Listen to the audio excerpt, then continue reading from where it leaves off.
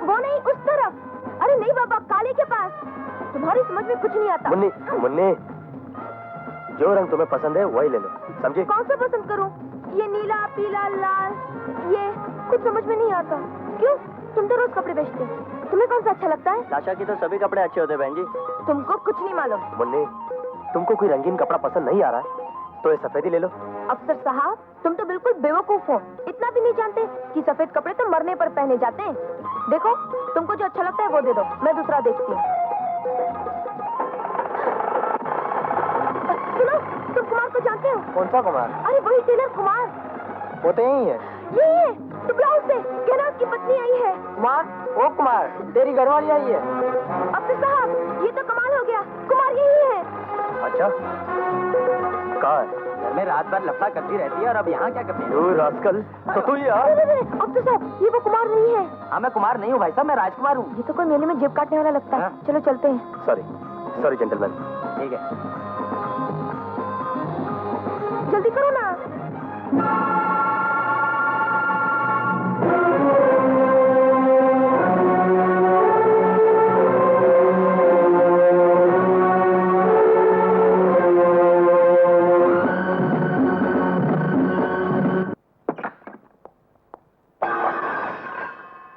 अरे ये घर है या मैदान जंग?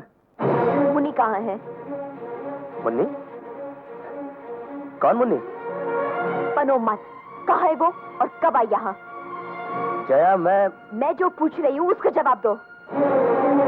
5 दिन हो गए उसे यहाँ आए। आजकल खारदांडा रोड पर रहती है। पहले क्यों नहीं बताया तुमने मुझे? तुम मुझ पर यकीन नहीं करती इसलिए। अगर तुम कसूरवार नहीं हो तो डर क्यों रहे हो? कसूर मेरा नहीं बल्कि तुम्हारा है। जिस दिन वो मुझे मिली थी मैं उसी दिन तुम्हें सब कुछ बता देना चाहता था, लेकिन तुम मेरी कोई बात मानने को तैयार नहीं थी। अरे मैं तो उसे यहाँ ला रहा था, लेकिन वो तुम्हारी आदत अच्छी तरह से जानती है। उसने साफ इनकार कर दिया यहाँ आने से। तुम्हारे गांव का कुमार टेलर उसे बहकाकर घर से भगा लाया और उसका रुपया और जेवर लेकर भाग गया। बेचारी मुसीबत में थी, मैंने उसकी मदद कर दी। और कोई मेरा मतलब नहीं उससे।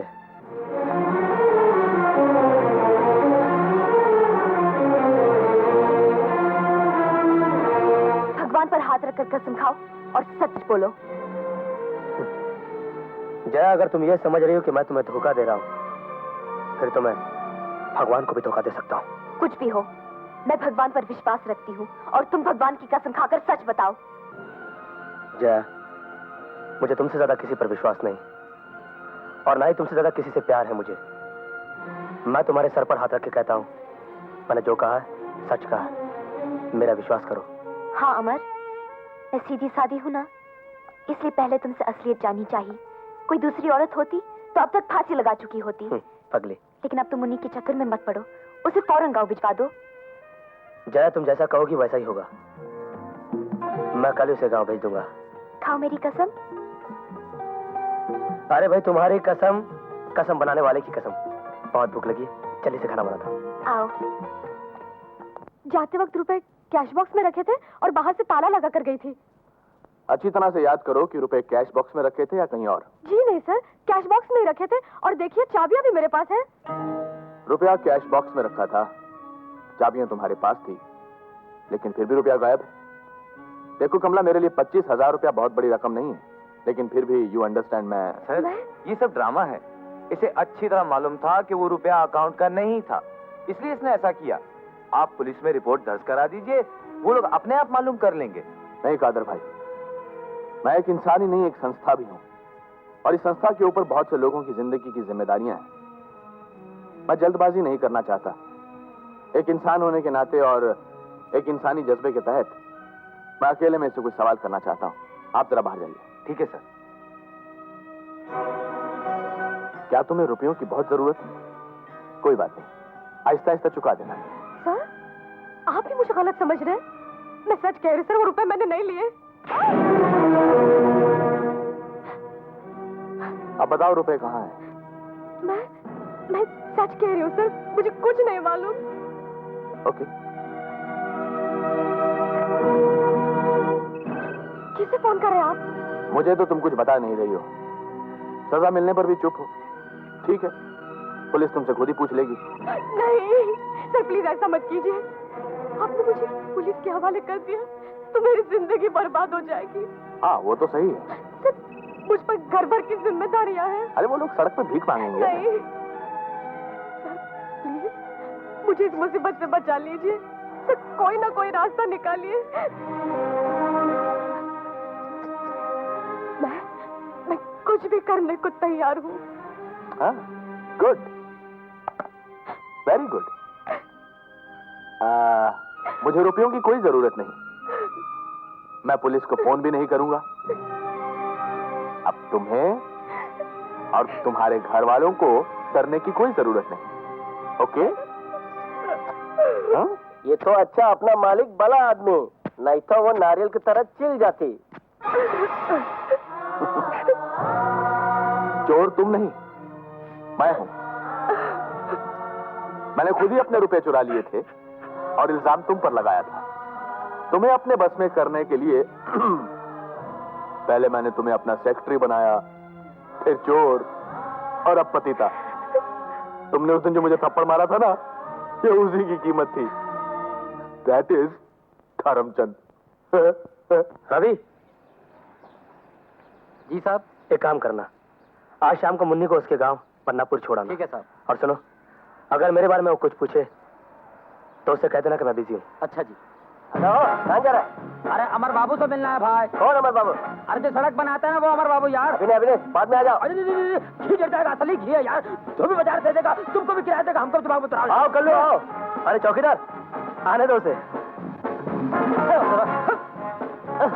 अरे कैसे उल्लू को खड़ा कर दिया है, कल्लू को आने से भी रोकता है। कब है कल्लू? अरे अभी तो आए हैं सवेरे वाली गाड़ी से। अरे साहब कितना ढूंढा, कैसन शहर है ये, सड़क का अफसर को तो पहचानता नहीं है। कल्लू ये शहर है, गांव खेड़ा थोड़ी ना है। तुम गांव से मेरा एड्रेस लेकर नहीं निकले क्या? अरे हाथ में लिए दिन भर फिरता रहा। हाँ, दिन भर फिरता रहा। जब कान में खुजली आए तो माइल निकाल के फेंक दिया। क्या? अरे वही एड्रेस का पर्चा भाई। बैठो। और सुनाओ, गांव में सबका क्या हाल है? अरे साहब मत पूछो, वो अपने प्रेसिडेंट थे ना, वही मोनिया के बापू, वो तो चल बसे है ना। चल बसे? कब? अरे अभी थोड़े दिन पहले। उसकी बेटी मुन्नी है ना, वो कुमार दर्जी के साथ कहीं भाग गई और अपनी इज्जत की खातिर बेचारे प्रेसिडेंट साहब ने नदी में डूबकर आत्महत्या कर ली। अगर ये मुन्नी कभी गांव लौटी ना तो गांव वाले उसको खून पी जाएंगे। दुश्मन हो गए सब गांव वाले। अरे गांव की बात छोड़ो साहब, अगर हमको मिल जाए तो गला घोट देगा उसका माँ, जिंदा काट देगा उसका माँ। खैर छोड़ा साहब, चला घर चलते हैं। छोटी मालकिन को मिलने का बहुत मन करता है साहब। वो कल्लू, छोटी मालकिन किसी जरूरी काम से दूसरे शहर गई हुई है।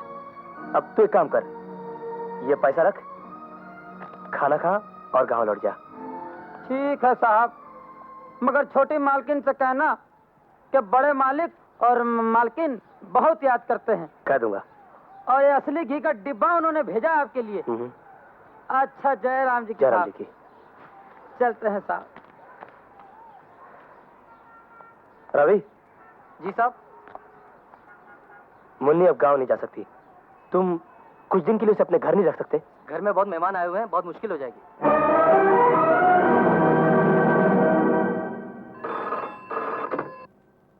Hello, Dharamchand speaking. Hello Dharamchand ji, मैं आपका पड़ोसी अमर बोल रहा हूँ। अरे आज हमारी याद कैसे आ गई भाई? जी, दरअसल आज मुझे आपकी मदद की जरूरत पड़ गई। भाई बात मेरे बस की हुई और मैं आपके किसी काम आ सका तो मैं अपने आप को खुशकिस्मत समझूंगा। अब बात यह है कि मुन्नी नाम की एक लड़की जया के गांव से आई है और जया बहन को उसका आपके यहाँ रहना बिल्कुल पसंद नहीं है। वो तो उसको गांव भेजना चाहती है, यही ना? जी हाँ, लेकिन मैं उसको गांव नहीं भेजना चाहता। ये मेरी मजबूरी है। अमर बाबू, इससे पहले कि मजबूरी आपके लिए परेशानी बन जाए, आप इस मजबूरी को वहीं भेज दीजिए जहां से आई है। मगर मैं चाहता हूं कि आप उसे कुछ दिन के लिए अपने पास रख लें और किसी को बताएं नहीं। अमर बाबू, जब से मैं पैदा हुआ हूं मैंने आज तक कभी झूठ नहीं बोला, मगर अब आज आप मुझे प्लीज, फॉर माय सेक। ठीक है, मैं आपकी मदद कर दूंगा, लेकिन किसी जरिए अगर ये बात आपकी बीवी तक पहुंच गई और उन्होंने मुझसे पूछा तो मैं उनसे सिर्फ सच सच कहूंगा। जी, जैसा आप ठीक समझे। अब मैं आपके राज की हिफाजत करूंगा, लेकिन अपने घर की हिफाजत करना यह आपकी जिम्मेदारी है। देखिए, वो आप मुझ पर छोड़ दीजिए। तो आप घर जाकर अपनी पत्नी से कह दीजिए कि मुन्नी इस शहर में तो क्या, इस पूरे देश में भी नहीं मिलेगी। बाकी मैं सब संभाल लूंगा। Thank you very much. God bless you Mr Amar, over and all. सच कह रहे हो? बिल्कुल सच। भाई, मैंने तो उसे साफ साफ कह दिया कि तुम्हारा यहाँ रहना मेरी पत्नी को बिल्कुल पसंद नहीं है, तुम्हें जाना ही होगा। मगर वो जाने को तैयार ही नहीं थी। बेवकूफ है, वो यहाँ करती भी क्या? यही तो मैंने उससे कहा, लेकिन वो बात मान ही नहीं रही थी। मैंने खुद उसे समझाकर ट्रेन में बैठाकर मदनापुर भेज दिया। चलो अच्छा हुआ, यहाँ रहती तो खामखा तुम्हें तंग करती। जया, तुम्हें कितनी फिक्र रहती है मेरी, हमेशा मेरे बारे में सोचती रहती हो। कितनी अच्छी हो तुम। चलो, खाना तैयार है। चलो। साहब, क्या बात है, तू क्यों आया? मुन्नी का सामान जीप में रह गया। सामान जीप में रहने दे, मैं पहुंचा दूंगा, तू जा। ठीक है। क्या हुआ? ड्राइवर इस वक्त क्यों आया था? क्या बताऊं, नौकरी क्या अच्छी खासी गुलामी है। दिन भर जानवरों की तरह मेहनत करते रहो और रात को भी चैन से जीने नहीं देते। बॉस ने बुलाया है। तो क्या जाना है? हाँ, जाना ही पड़ेगा, फाइल जो मंगवाई उसने। मगर जल्दी आना। बस यूं गया और यूं आया। हाँ? लेकिन एक बात है, मैं देख रही हूँ तुम इतने बड़े आदमी हो, लेकिन सारी मुसीबतें तुम्हारे ही सिर पर हैं। किसी तरह से चैन नहीं है तुम्हें। तुम्हारा ये घर कितना अच्छा है और कितना बड़ा भी है। पता है, यहाँ का एक कमरा हमारे गांव के सारे घर के बराबर है। लेकिन वहाँ जिसको देखो वही मुझसे कुमार के बारे में उल्टे सीधे सवाल किया करता था, इसलिए तो मुझे यहाँ आना पड़ा। मेरे होते हुए यहाँ तुम्हें कोई परेशानी नहीं होगी। हाँ। वो तो है, मगर मैं सोच रही हूँ कि इस वक्त कुमार होगा कहाँ, कब आएगा वो, और कब मेरी परेशानी दूर होगी। देखो, कुमार जहां कहीं भी होगा मैं उसे पकड़कर तुम्हारे पास ले आऊंगा, उसे डांटूंगा, फटकारूंगा, फिर वो तुम्हें छोड़कर कभी नहीं जाएगा। सच्ची? हाँ। अच्छा, ये तो बताओ कि वो दिखता कैसा है? शर्माओ मत, बताओ ना। गोरा। गोरा? अच्छा अच्छा। एकदम मस्त और मजबूत बदन, हाँ। खूबसूरत। ओह, क्या मेरे जैसा? नहीं नहीं, तुम तो कुछ भी नहीं हो, वो तो बहुत खूबसूरत है। खैर, लंबा है या छोटा? कैसी बातें करते हो तुम, इतनी भी अकल नहीं। पति कभी पत्नी से छोटा होता है क्या? कुमार तो बहुत लंबा है। क्या मुझसे भी लंबा है वो? बहुत लंबा है वो। कितना लंबा है? हाँ? ये क्यों करते हो, छोड़ो अरे ना। मुनिया, घबरा क्यों रही हो? हाँ? शर्म नहीं आती तुम्हें? जब कुमार को शर्म नहीं आई तो मुझको काहे को शर्म आएगी?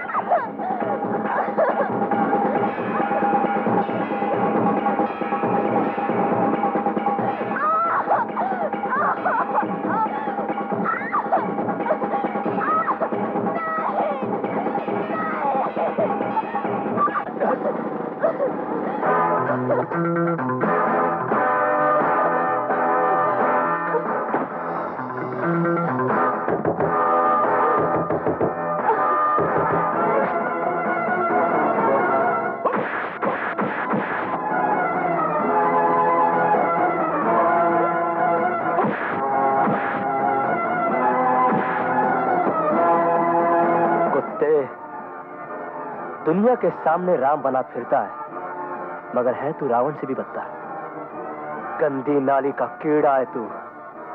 समाज सुधार और धर्म के नाम पर तू लोगों को बेवकूफ बनाता है। गिरगिट की औलाद, कल जब सारे शहर को तेरे असली रूप का पता चलेगा ना, तो लोग थूकेंगे तुझ पर। आओ मुन्नी।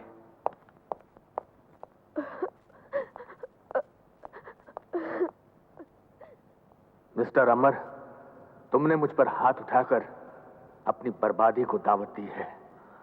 धर्मचंद का असली रूप तो तुम अब देखोगे। क्या मुन्नी वापस आ गई?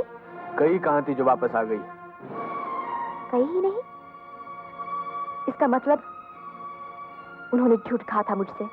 झूठ पत्नी का विश्वास हासिल करने का बहुत पुराना नुस्खा है और इस नुस्खे का इस्तेमाल हर पति करता है। तुम्हारे पति ने भी तुम्हारा विश्वास हासिल करने के लिए तुमसे झूठ कहा था, वरना वो मुनिया के साथ रंगरलियां कैसे मना सकता था? धर्मचंद जी, जो कुछ हुआ है और जो कुछ आपने देखा है, एक एक बात सच सच बताइए। तुमसे अमर ने कहा था कि उसने मुन्नी को गांव भेज दिया है ना? हाँ। लेकिन वो तो अब तक इस शहर में विराजमान है। ये कैसे हो सकता है? देखो बहन, तुम्हारा पति तुमसे झूठ बोल सकता है, लेकिन धर्मचंद को तो सच बोलने की बीमारी है। अमर झूठी कहानियां गढ़कर बेवकूफ बनाता रहा है तुम्हें अब तक, और अपनी हवस की आग बुझाने के लिए उसने मुन्नी के लिए इसी शहर में अलग से एक मकान ले रखा है और तुम्हें अंधेरे में रखकर उसके साथ रंगरलियां मना रहा है। अरे भाई, मैंने अपनी आंखों से देखा है उन दोनों को। ये क्या कर रही हो जया बहन, ये क्या कर रही हो? छोड़ो, मुझे मर जाने दो। मरकर क्या होगा? जीकर भी क्या करूंगी?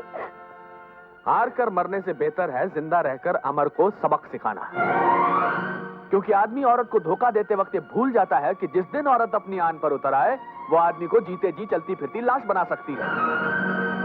जया बहन, औरत वो शोला है जो प्यार से आदमी की जिंदगी को रोशन कर सकती है, और अगर नफरत करे तो उसकी जिंदगी को जलाकर राख कर सकती है। और अगर तुम अमर से पूछोगी तो मुझे जरूर झूठा साबित करने की कोशिश करेगा। मेरे खिलाफ जहर उगलकर मुझे गिराकर तुम्हारी नजरों में खुद सच्चा और ऊंचा बनना चाहेगा, जबकि सच्चाई तो यह है कि वो इस वक्त भी उस आवारा लड़की के साथ गुलछर्रे उड़ा रहा है। आगे तुम खुद समझदार हो जया बहन।